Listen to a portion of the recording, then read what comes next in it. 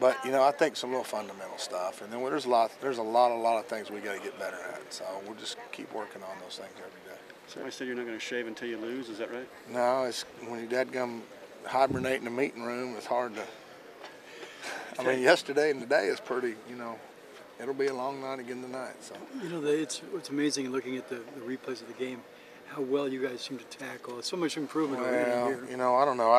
I think in watching the game film, we had to cut off our corrections. We made a bunch of mistakes in the game. We really, had we done, and some of that game was like when you go against the option, you can't really get the look for the speed that's coming at you. And we were trying to pass off some of the routes and stuff, and the speed was till we kind of, got our feel for the speed. Everything was coming before we could get switching off good. But we left another 5 sacks out there that we should have just been easy. And, I don't know. Had we executed like we should have, they're going to make some plays, but, we shouldn't have given up anything. So there's a lot of stuff. I think our players all felt like, and a couple of my guys said that we didn't play very well.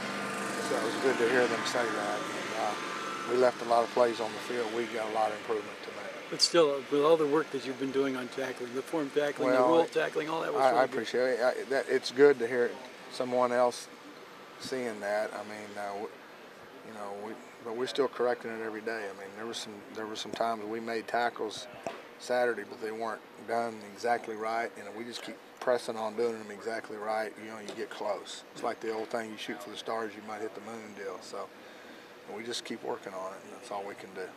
Some people say Western Michigan would be a trap game type. Do you believe in trap games? Yes, I do. It's hard psychologically not. It ain't any different than we've been married 25 years. Sometimes you take your wife for granted, and I almost learned that lesson a year and a half, 2 years ago.